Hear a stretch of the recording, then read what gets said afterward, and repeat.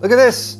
Look at this, there's computer parts here, ready to be built, and that's what I'm gonna do today. It's a build video. It's the first build video back here in my garage studio after moving out of the office. It's also a build video that's gonna be a nice, easy transition from all of the videos I've been posting about the work that's been going on my house, because this build is actually for my contractor who's been handling a lot of that work. Excellent! Today's video is brought to you by Micro Center. This is one of my favorite places to buy PC parts. So if you're building or upgrading your PC, I highly recommend making your way down to one of their 25 retail stores in the US. They have consistently competitive prices and an excellent selection of PC hardware and other tech goodies. And they have a custom PC builder on the Micro Center website. Use it to spec out your rig and it will show you parts in store at your nearest location while ensuring compatibility. Then you can pick up in store or have their pros assemble it for you. So click the sponsor link in the description to find a Micro Center near you. So today we're building a gaming PC. This is actually for my contractor's nephew who was already looking at parting out a build before all the work started to get done on my house. So I talked to my contractor, he was like, this is what you do, you think you can help me out? And I said, yes. This is about an $1,800 to $2,000 build if you were to buy all the parts brand new, but like with many of the builds that I do, I try to be practical about it. With any gaming PC build, it's often a good idea to choose your graphics card first, because that will often be the most expensive component, and then you build the rest of the system around that. We are working with the 4070 Ti today from NVIDIA. RTX 4070 Ti's go for about 800 bucks these days, so that is about 1/3 to almost 1/2 of the total cost of the build. We are also doing an Intel build on the LGA 1700 platform with a Z690 motherboard, and that is because the CPU that I had available was the 12900K. So for any of you who are considering building a gaming PC, looking at this build and thinking, maybe I want to build something similar or along those lines, check the video's description because I will put a list of all the parts I'm building with today, as well as a second build that's slightly more practical based around a 13th gen CPU, and Intel also has 14th gen CPUs that are coming out soon, which means this build has a little bit of an upgrade path. Oh, one last thing, and that is a big thank you to iBuyPower who sent over several parts for this build. I'm going to be building this PC for my contractor's nephew. If you need a PC and you don't want to build it yourself, check out iBuyPower's website because they work with lots of different manufacturers for a wide selection of components, and they will build a system for you, which you can part out on their website, which is also linked down in the video's description. This is a lovely assortment of parts that we have here, and I was actually able to give Michael a few upgrades as we went through the process, because like I said, his nephew already had a parts list that he shared with me, which was mainly focused around the 4070 Ti. And we did a few swapsies here and there to make sure that this was going to be a very nice, very high functioning system that Michael's nephew would be able to get a lot of use out of. So the processor is going to be a 12900K, and this is actually the special edition box. This is just a stand-in. Here's the actual 12900K, and yes, we are in the 13th gen right now, and we're expecting the 14th gen to launch within the next month or two. But the 12900K is still up there in the top 5, if not the top 10 of gaming CPUs that are available. And since it's got more cores and more threads than say a 13600K or 13700K, if Michael's nephew wants to get into say gaming and streaming or capturing his games so he can record them and edit them later on, then he's definitely going to appreciate the additional cores and threads. And like I said, 14th gen is coming soon, and even though that is a mid-tier refresh, it does mean that there will be a few upgrade options for the CPU if he so desires in the future. As for the graphics card, we're actually not using this one. This is a stand-in graphics card because the GPU is still en route to me and it should arrive today, at least as of the filming of this part of the video. So hopefully what you're looking at right now is the GPU I'm actually using, which is the Gigabyte Eagle RTX 4070 Ti. 4070 Ti is going for about 800 bucks these days. I have expressed my displeasure with NVIDIA's pricing in their current generation of graphics cards. That said, the 4070 Ti is quite powerful, 12 gigs of VRAM. If you are considering a 4070 Ti, I would highly recommend also at least taking a look at the RX 7900 XT or RX 7900 XTX from the AMD's Radeon team. Those are going to provide a little bit more bang for the buck in terms of raw performance. That said, NVIDIA's graphics cards are very popular and they do have some advantages in terms of, say, AI and ray tracing. And the nice thing about the Gigabyte Eagle card is this is their tier up version from their base tier 4070 Ti, and this one was only $810. So it was only about a $10 premium over the $800 MSRP to go with this card, which is a little bit better built, has a little bit better cooler, and also has a little bit higher manufacturer overclock out of the box. I was originally going to use an air cooler for this build, but that was because we weren't originally going to use a 12900K, and I am still a very big fan of air coolers. Get it? But because iBuyPower jumped in, they were like, hey, how about a 360mm AIO? And I was like, hey, the 12900K can get pretty toasty, so keeping it chilled and getting the maximum performance out of it wouldn't be a bad idea. So here we have the NZXT Kraken Elite 360 RGB, which is one of the best AIOs on the market right now, especially if you're using one of the high-end CPUs that can get pretty toasty. For the power supply, we have a Corsair RM850E 850 watt power supply, fully modular, plenty of juice to handle both our 4070 Ti and the 12900K. For our case, we have the HYTE Y40. I have built in the HYTE Y60 before. The Y40 is actually slightly smaller in terms of footprint, but it actually has a little bit better airflow for the GPU. Since that was one of the minor complaints about the HYTE Y40 was that the GPU airflow was not quite ideal. So it will be interesting to check this out. And we are going to populate it with aftermarket fans with the Lian Li Uni SLINF 120. Which are RGB fans that can also daisy chain together, which are very nice. I've worked with them before. Speaking of upgrades, we were originally going to go with a G.Skill DDR5 memory kit.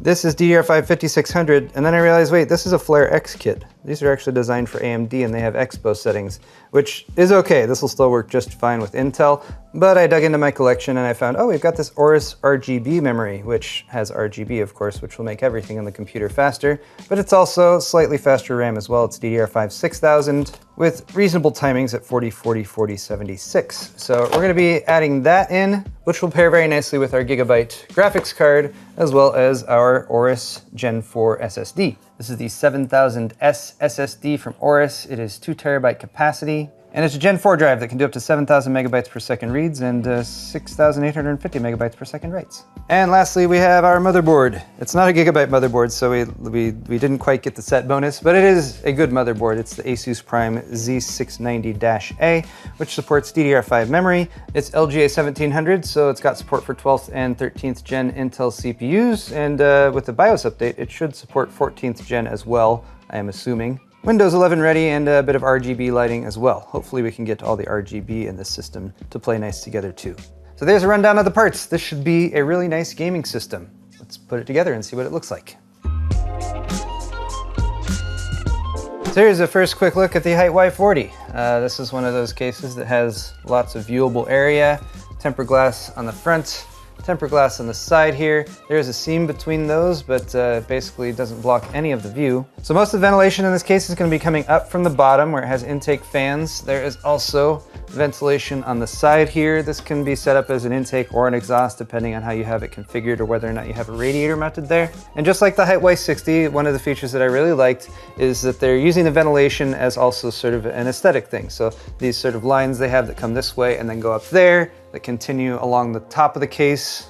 And then if we pop off the side panel, which just happens like that, that design is also continued in through the bottom of the case on top of the power supply shroud area. Also, like the HYTE Y60, the Y40 is a case that must use the included PCI Express riser cable. They do pre-mount it so you can kind of see where it's supposed to go, but since it's not actually attached to a motherboard on this side, they put this foam piece in to hold it in place. Other than your top expansion slot here, which is where your graphics card is going to connect, so it can be vertically mounted down here, which does give a nice view of it, the other expansion slots on your motherboard are going to be half height only. So that is something you should consider if you're looking at this case, but there are lots of expansion cards like 10 gigabit NIC cards or like video capture cards, for example, that are half height. You just have to remove that bracket and usually they'll come with a half height bracket too.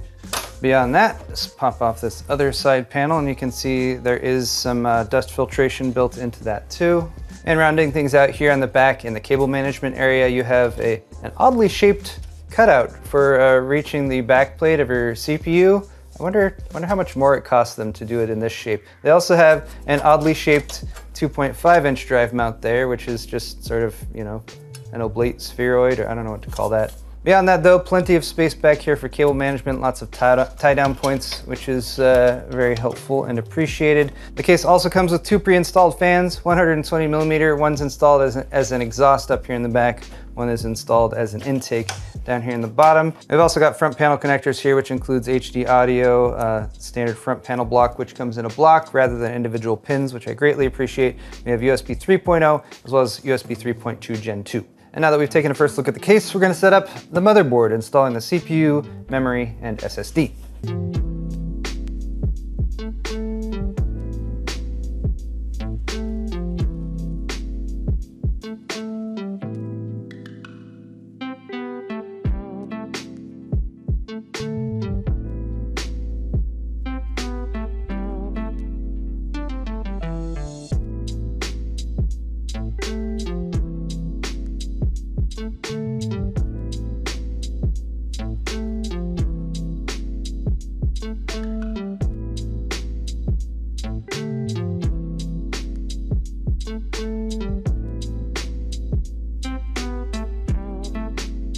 Motherboard preparation is complete. CPU's installed, memory's installed, and I did have a question as to where to install that M.2 SSD. It's a PCIe Gen 4.1. It actually hits Gen 4 speeds, so we want to make sure it's plugged into the slot that directly connects to the CPU, and that is only this top slot right here. There are other M.2 slots on the board. Those are routed through the chipset, so you'd lose a little bit of speed if you went that way. We almost installed it to this slot right there, because then I could have left the heatsink on it that it came pre-installed with.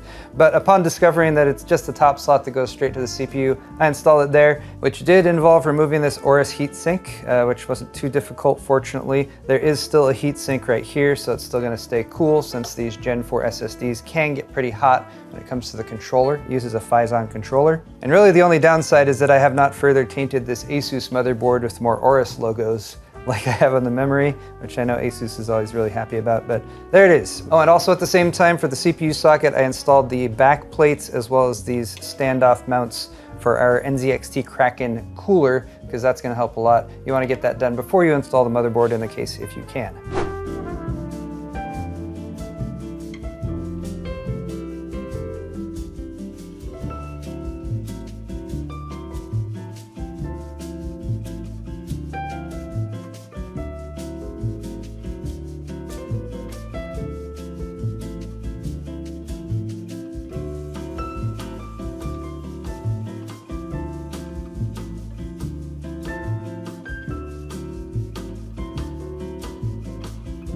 So much progress made on this build, and it is all coming together. We got the motherboard installed, of course, as well as the connectors for the motherboard, the important things like the main power 24-pin, dual 8 pins up here.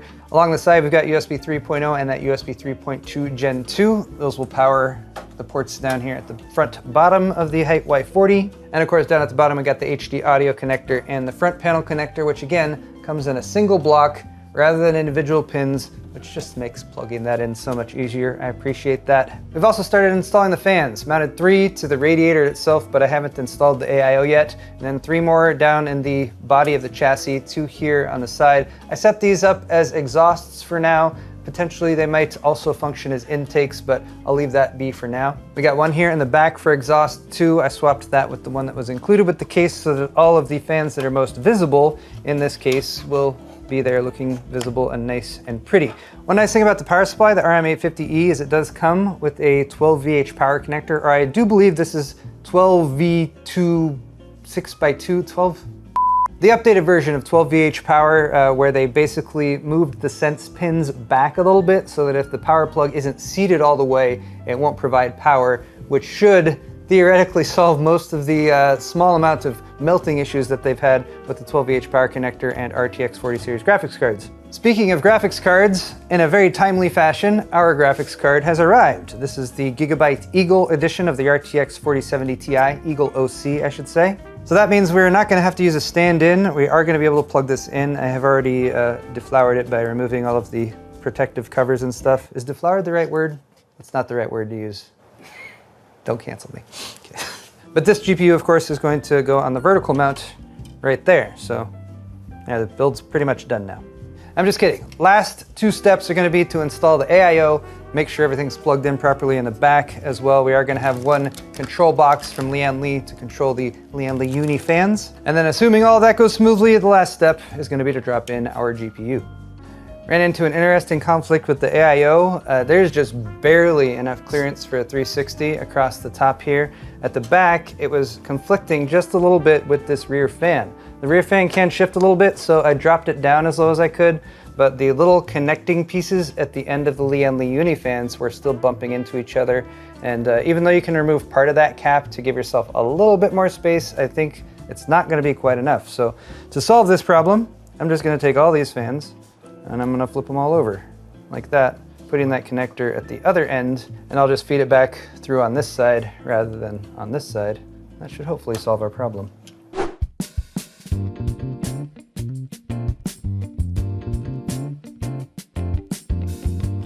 And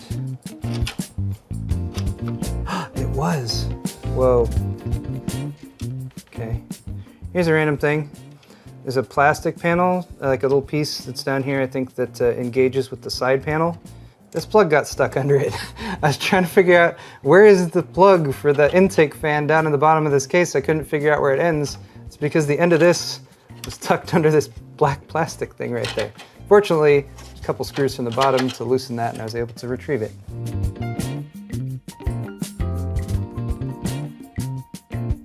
There's a pump RPM lead coming off of the NZXT Kraken, the multi-plug that plugs into the top of it, and the pump header on this motherboard is down here.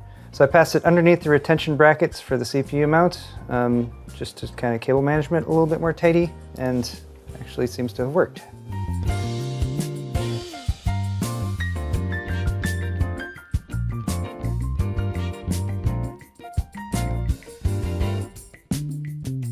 Some time has passed. It is the next day now, but I did spend some time last night to make sure this system is set up properly. But before the peel and the reveal, I wanted to mention like maybe 2 or 3 things about the build process that I found to be notable, or specifically things that I liked. If you've ever built a PC like this, especially if there's lots of RGB or devices that might need to say plug into a USB 2.0 header along the bottom edge of the board or stuff along the top edge of the board, you might know that once you get parts installed, it can be very difficult to reach those areas. One nice thing about this layout is that by removing the 2 screws that are holding in the 4070 Ti, I can unmount the card and just sort of lift it out and set it down here, and that gives me access to the bottom of the motherboard, which I found very convenient for plugging in the last few devices that needed to be plugged in. And as part of that, I left enough cable slack for our 12VH power plug up here that can be done in the future if Michael's nephew wants to do any upgrades or plug things in. In the same vein, one of the features of the Y40 case is this cutout right here along the top. And that also gives you very convenient access to the top edge of the motherboard, even after you have, say, an all-in-one radiator installed across the top. So that allowed me to get at like the CPU fan headers up here, which I switched around a couple times to try to get that bottom intake fan running at the right speed so it wasn't too loud. But those 2 things really helped me finish off the build and get the cable management managed properly. And I don't go for like the super tightest, cleanest cable management when I'm doing a build like this, because I always have an eye for an upgrade or potential changes that might happen in the future. So I want things to be tidy, but also somewhat flexible. So like our Lian Li controller right here is kind of floating up here. It could be released a little bit more by undoing this twist tie right here. That gives access to the 2.5-inch drive mounts here, so more drives can be added on for future storage. And this does have a magnet on the back that's going to hold it in place. This is the Lian Li controller for the Lian Li fans.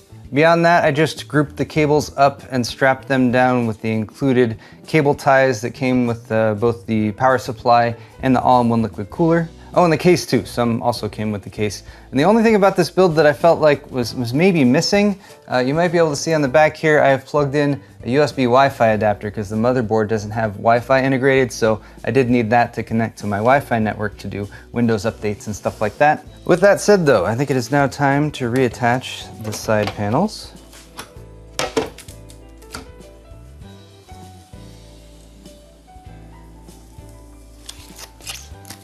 And there it is, the build is complete, and this one came together very nicely, especially once I actually was able to coordinate all the RGB LEDs in this. And for that, I used Signal RGB, software that I've known about for some time, but I just ran into the Signal RGB team at LTX and talked to them for a while, and they were really cool. And this was my first time trying it out. I just installed it, it reached out and recognized all the devices, which means that the Gigabyte graphics card, the Gigabyte memory, the Asus motherboard, the Lian Li fans, all those devices are having the RGB controlled by one piece of software, which is a big step up from having to deal with 3 or 4 different ones if you have parts from different manufacturers. I am also using the NZXT Cam software for the display on the Kraken Elite 360 right there. And that software is actually quite flexible as well and allows you to project some actual useful information right there in a visible way, where you can see like your CPU and GPU temperature, or you can do an animation or a bunch of other cool stuff too. But I am very happy to have completed my first build back here in the garage studio. I think Michael's nephew is going to be super happy with this build. I want to say a big thank you to iBuyPower once again for stepping in, providing some supplemental stuff like the all-in-one liquid cooler, which really finished off this build. And once again, guys, if you're interested in building a system that's right around this caliber in terms of performance, check the video's description. I have a list of the parts I used here, and then I have a secondary list that's a little bit more balanced and practical for anyone who's buying new components. But thank you guys so much for watching this video. Hit the thumbs up button on your way out if you enjoyed it, and don't forget to check out out my store at paulshardware.net, where you can buy shirts and mugs and pint glasses. It's a great way to help support my channel while getting yourself some awesome merch at the same time. Don't forget to subscribe to my channel too if you're not already. Thank you one last time for watching, and we'll see you all in the next video.